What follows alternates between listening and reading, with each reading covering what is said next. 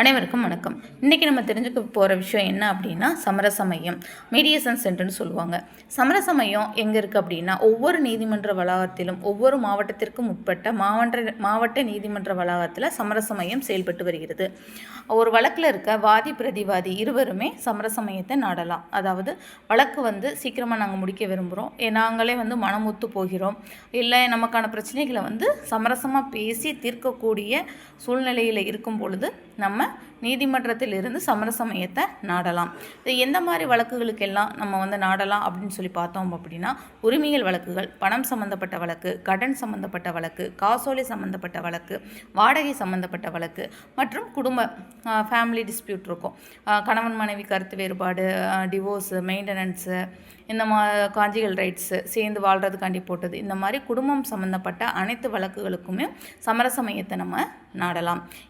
சமரச மையத்தை நம்ம நாடும் பொழுது நம்ம அங்கே இரு தரப்பினர்களும், வாதி பிரதிவாதி இரு தரப்பினர்களும் அங்கே போய் அவங்களுக்கான பிரச்சனைகளை எந்த வகையில் தீர்த்துக்கலாம்னு சொல்லி பேசும் பொழுது அங்கே பேசக்கூடிய விஷயங்கள் அவங்களுக்கு ஒரு முரண்பட்டதாகவோ இல்லை அல்லது அதில் ஒரு உடன்பாடு இல்லாத ஒரு கருத்து ஏற்பட்டால் மீண்டும் நீதிமன்றத்திலேயே வழக்கு நடைபெறும். நம்ம அங்கே சில விஷயங்களை நம்ம சொல்லிட்டோம், அதனால் நமக்கு இங்கே வழக்கில் பிரச்சனை வரும். நம்ம ஒன்ஸ் நம்ம மீடியேஷன் சமரசமாக போயிட்டோம் அப்படின்னா நீதிமன்றத்தில் நம்ம போட்ட வழக்கில் நம்ம தோற்றுருவோம் அப்படிங்கிற தாட் மக்கள் மத்தியில் இருக்குது. அது கிடையாது.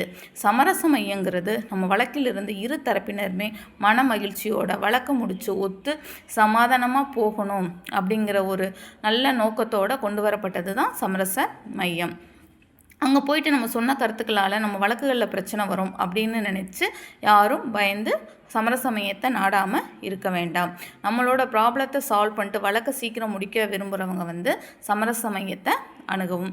அங்கே ஏதாவது அங்கே வர்ற சமரச மையத்தில் எடுக்கக்கூடிய முடிவு, இரு தரப்பும் மனம் ஒத்து எடுக்கக்கூடிய முடிவுகளில் நம்ம அப்பீல் போக முடியாது. ஆனால் இரு தரப்பினருக்குமே ஈக்குவலான சக்ஸஸ் பண்ணுற மாதிரி அப்படி தான் முடியும் வழக்கானது. ஸோ அதனால் மக்கள் யாராவது வழக்கு சீக்கிரம் முடிக்கணும், குடும்ப நல பிரச்சனைகள் சீக்கிரம் முடிக்கணும், நம்ம அடுத்த ஒரு வேலையை பார்க்கணும், கோர்ட் கேஸ் இழுத்துட்டே இருக்குது அப்படிங்கிற கண்ணோட்டத்திலாம் இருக்கும் பொழுது நம்ம தாராளமாக சமரச மையத்தை நாடி அதன் மூலம் நமது வழக்கிலிருந்து தீர்வு பெற்று மன மகிழ்ச்சியோடு வாழ்கிறதுக்கு வழிவகுக்கும். அதனால் யாராவது உங்ககிட்ட கோர்ட் கேஸ் பற்றி ஏதாவது பேசினாலோ இல்லை நம்ம அவங்களுக்கு சொல்லலாம், இந்த மாதிரி சமரச மையத்தை நாடுங்க, அதன் மூலம் பலன் பெறுங்கள் அப்படிங்கிறதையும் நம்ம ஷேர் பண்ணலாம். ஸோ அதன் நீதிமன்றத்தில் முடிக்க முடியாமல் நம்ம முடிக்க நினைக்கிற காலம் தாழ்த்தாமல் நம்ம சீக்கிரம் முடிக்கணும் அப்படின்னு நீங்கள் விரும்புனீங்க அப்படின்னா தாராளமாக ஒவ்வொரு மாவட்ட நீதிமன்றத்திலையும் இருக்கக்கூடிய சமரச மையத்தை நாடுங்கள்.